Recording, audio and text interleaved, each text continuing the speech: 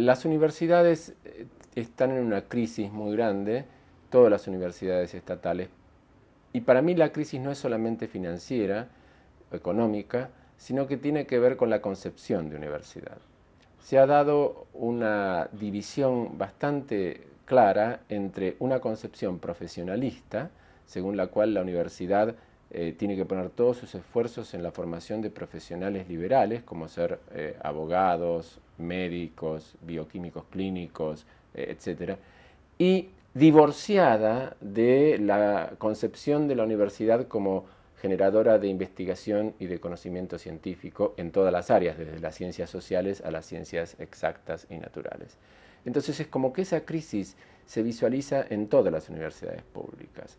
Yo personalmente, no es porque sea biólogo y porque trabaje en la Facultad de Ciencias Exactas, considero que la universidad debe ser un centro de generación de conocimiento y que si bien debe formar profesionales, no puede estar teñida por la formación de profesionales liberales. Entonces quisiera que hubiera un cambio en las universidades hacia proyectos más científicos, mayor apoyo a la ciencia, a la tecnología, a las carreras científicas. E insisto, no son solamente las ciencias exactas. Cuando hablo de ciencias me refiero también a la sociología, a la filosofía, a la psicología, a la historia. Es decir, hay humanidades que tienen método científico, distinto del método científico de las ciencias exactas, pero método científico al fin, que también deben ser apoyadas. Por lo tanto, esa es la crisis que yo veo. Respecto de la calidad de la enseñanza, yo creo que las universidades públicas todavía tienen buena calidad de enseñanza y que esa calidad no se contrapone con que sean masivas, con que tengan muchos estudiantes. Es notable como a veces vienen estudiantes extranjeros, norteamericanos, a pasar periodos a nuestras universidades y se asombran, primero por la calidad de las clases y segundo por la participación de los estudiantes en las discusiones, porque ellos están acostumbrados a recibir clases que son mucho más mediocres y donde el estudiante acepta lo que le dice el profesor y no pregunta, no se interesa, no discute. O sea que eso es un baluarte muy grande y tenemos que saber defenderlo. Y ese baluarte es herencia y presencia de la universidad pública, estatal, gratuita, financiada por el Estado. Eso es lo que garantiza esa calidad. Hay gente que piensa que no y por eso promueve las universidades privadas, pero es todo lo contrario.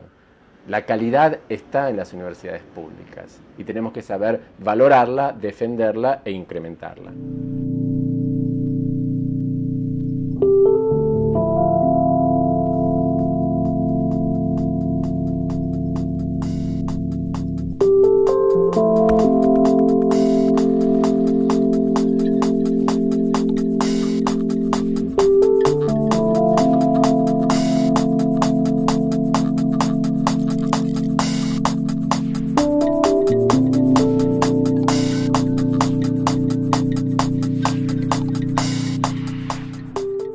En primer lugar, la educación privada es un negocio. Por lo tanto, si es un negocio, va a tratar de expandirse para ganar más plata.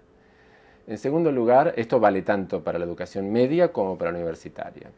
En segundo lugar, esa crisis que yo mencionaba de la universidad en su concepción, por un lado profesionalista y por el otro científica y generadora de conocimiento, permite que se generen universidades privadas donde apuestan solamente a lo profesionalista, es decir, donde se enseña abogacía, donde se enseña economía, que son carreras que requieren aulas, profesores, tiza y pizarrón, computadoras y nada más. No requieren laboratorios, centrífugas, espectrofotómetros, aceleradores de partículas, etc. Entonces, es más barato hacer eso. Por eso pululan estas universidades. Hay muy pocas que tienen carreras científicas. La mayor parte son de carreras profesionalistas de tiza y pizarrón. Entonces, es un insumo barato y un rédito económico. Por el otro, hay varios factores.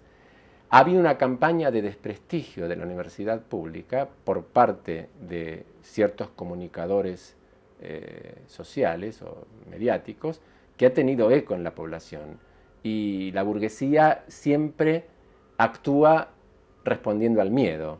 Y el miedo es que si mando a mi hijo a una universidad pública, no va a poder estudiar porque las aulas van a estar llenas, va a perder tiempo porque va a haber paros, va a tener que, va a tentarse con actividad política y eso lo va a distraer de sus tareas específicas de estudiante. Por lo tanto, más seguro ante ese miedo es mandarlo a una universidad privada. La universidad privada en general no es una universidad, porque no genera conocimiento, por lo tanto no cumple con la función de universidad. Es una escuela terciaria donde se enseña.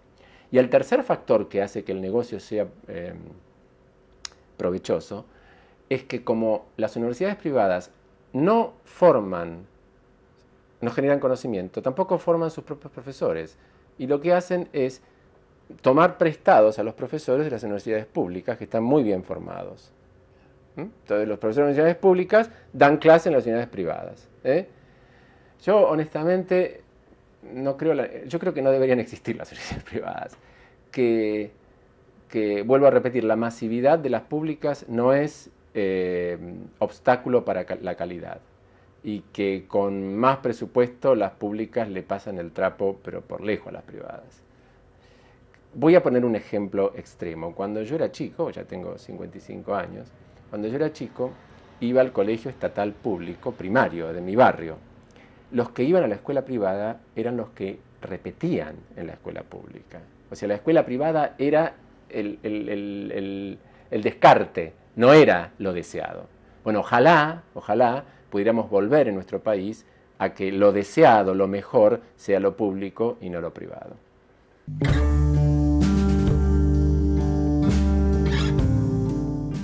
La democratización del saber y la promoción del sentido crítico deberían ser parte del vínculo natural entre universidad y sociedad. También la generación de respuestas a las demandas poblacionales y sus urgencias, tanto en los aspectos técnicos como en los conocimientos sociales. Como así también vincularse con el desarrollo y los aspectos productivos del país, jugando de esta manera la universidad un papel fundamental y trascendente, para que nuestras sociedades no queden entregadas a la lógica del mercado y sus propuestas como única solución de sus males. Hasta el próximo programa.